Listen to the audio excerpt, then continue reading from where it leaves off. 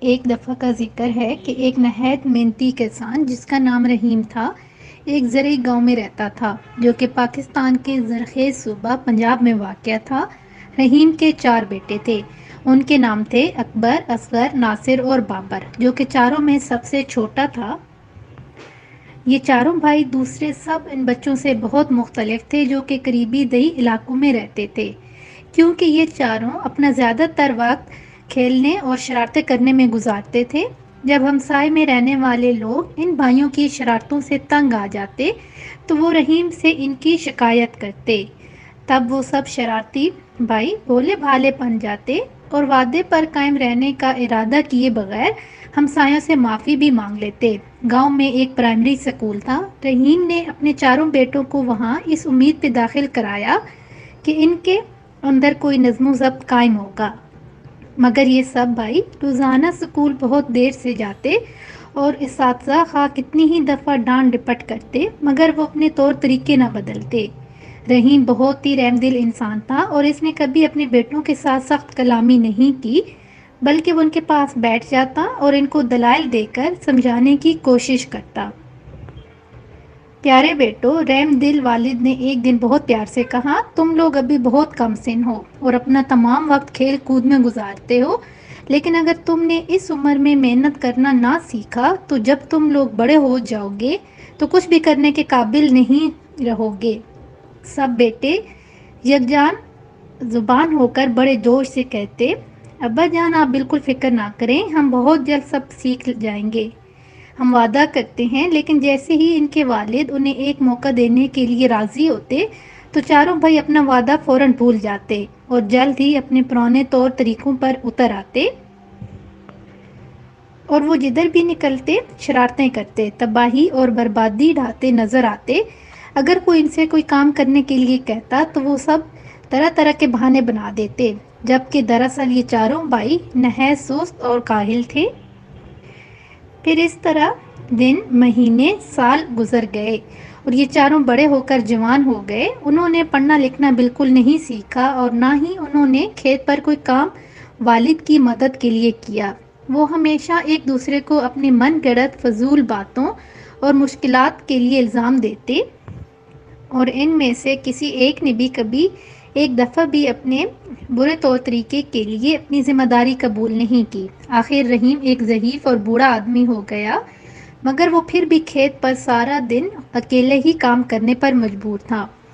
یہ کام ایک بوڑھے آدمی کے لیے نہایت محنت کا تھا اور رحیم کو وہ دن بہت مشکل لگنے لگے تھے۔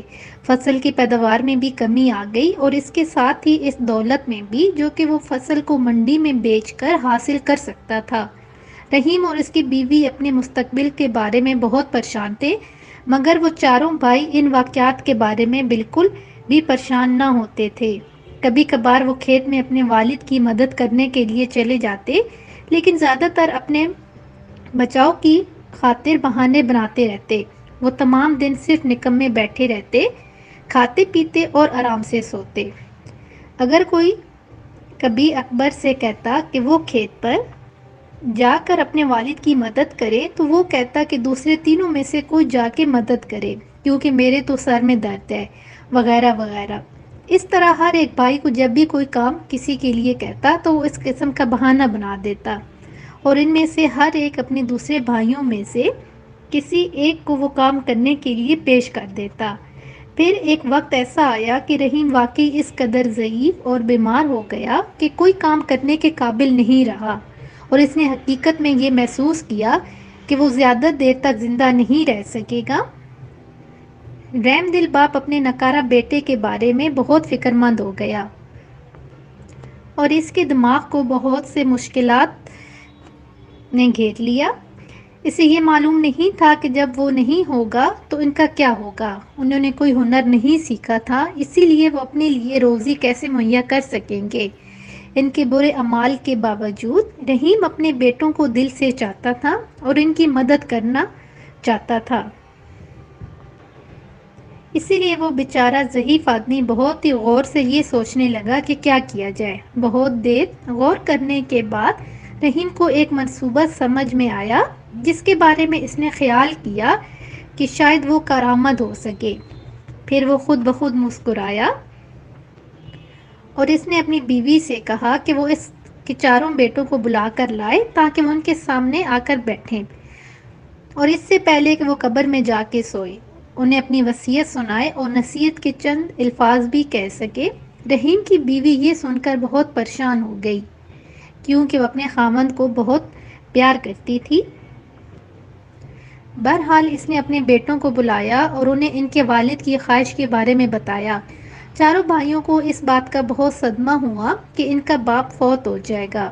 وہ اپنے والد کے قدموں کے پاس اس کی آخری وصیت سننے کے لیے بیٹھتے ہی رونے اور آزاری کرنے لگے۔ پیارے بیٹو، رحم دل باپ نے کہا، میں نے زندگی بھر تم سے محبت کی اور تمہاری دیکھ بھال کی۔ میں نے واقعی پوری کوشش کی کہ تم خوشی اور آرام و آسائش سے رہو اور میں تمہاری حفاظت کرتا رہا، لیکن اب میں بوڑھا اور بیمار ہوں اور جانتا ہوں کہ میں جلد ہی مر جاؤں گا۔ بوڑھا پھر کھانسنے لگا، اس کی سانس میں خرخراہٹ تھی۔ اب وہ چاروں بھائی خود دیکھ سکتے تھے کہ ان کا باپ حقیقت میں بہت بیمار تھا، لیکن میں نے ایک بہت بڑا خزانہ تم لوگوں کے لیے بچا رکھا ہے۔ رحیم نے گفتگو جاری رکھتے ہوئے کہا، تاکہ تمہاری زندگی میرے جانے کے بہت عرصے بعد تک بھی آرام سے گزرے۔ بہت زمانہ گزرا، میں نے اپنے کھیت کی زمین میں کسی جگہ ایک بہت اور بڑا گہرا گڑھا کھودا۔ پھر میں نے اس گڑھے میں اس خزانے کو اس وقت کے لیے جب تمہیں اس کی ضرورت پڑے حفاظت کے ساتھ دفن کر دیا، لیکن اب مجھے بالکل یاد نہیں آ رہا کہ وہ کس جگہ پر ہیں۔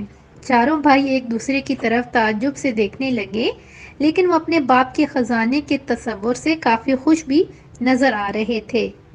میرے مرنے کے بعد تمہیں اس کا سراغ لگانا ہوگا اور اسے کھود کر نکالنا ہوگا۔ رحیم نے بات جاری رکھی، پھر تم اپنے چاچا سے، جو کہ اس وقت خاندان میں سب سے بڑے ہوں گے، درخواست کرنا کہ وہ اس خزانے کو تم چاروں کے درمیان برابر حصوں میں تقسیم کر دیں۔ اس کے لیے آپس میں جھگڑے مت کرنا، اپنے چاچا کے فیصلے کی تعظیم کرنا۔ یاد رکھو کہ اپنے بڑوں کی عزت کرنا ہماری تہذیب کا ایک اہم حصہ ہے۔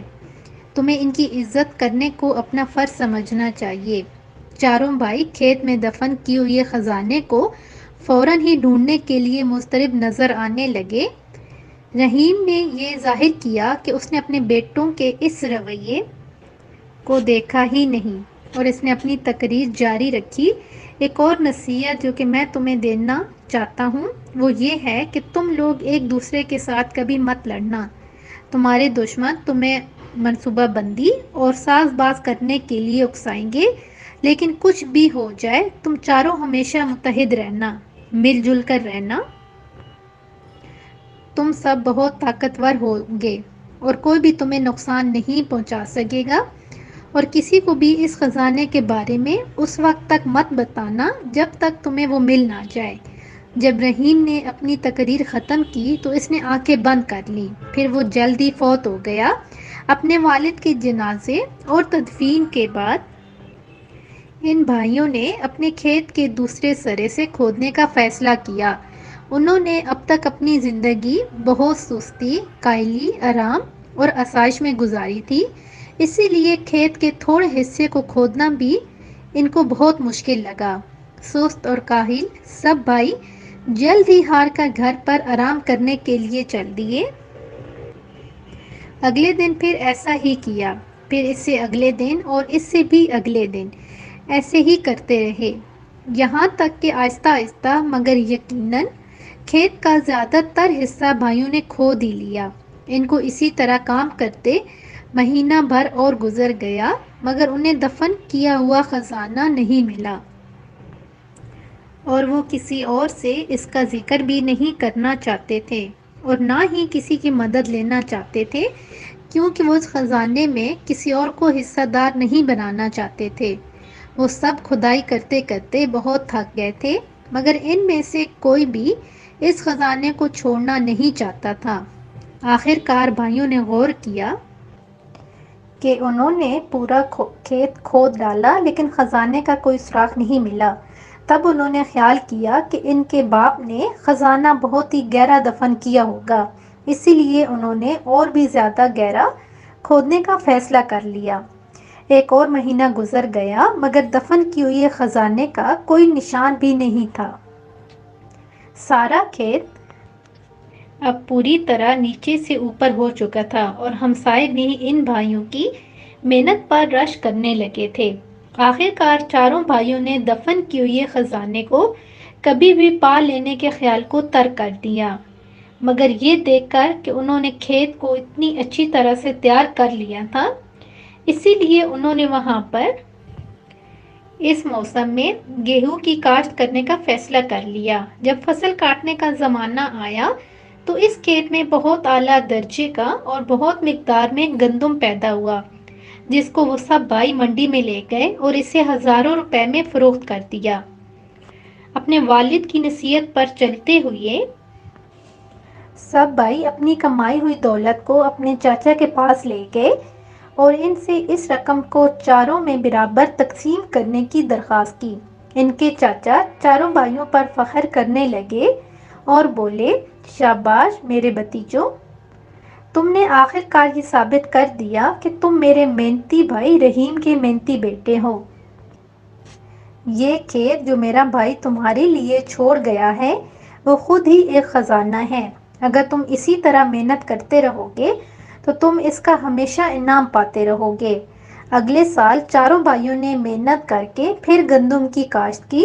اس دفعہ پیداوار پہلے سے بھی بڑھ کر ہوئی اور جب انہوں نے یہ گندم منڈی میں فروخت کی تو انہوں نے پہلے سے بہت زیادہ رقم بنائی۔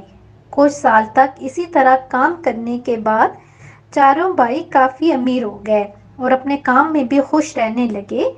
آخر کار یہ واضح ہو گیا کہ اکبر، اصغر، ناصر اور بابر نے دفن کیے ہوئے خزانے کے معاملے کو حل کر لیا کہ اصل خزانہ تو محنت اور ترتیبی نظام کا صلہ تھا۔ چاروں بھائی اپنے والد کی ہوشیاری اور درویشی پر فخر کرتے تھے، کیونکہ صرف وہی تھا کہ جس نے ان کو محنت، نظم و ضبط، اتحاد اور اپنے بڑوں کی تعظیم کی فضیلت کا سبق دیا تھا۔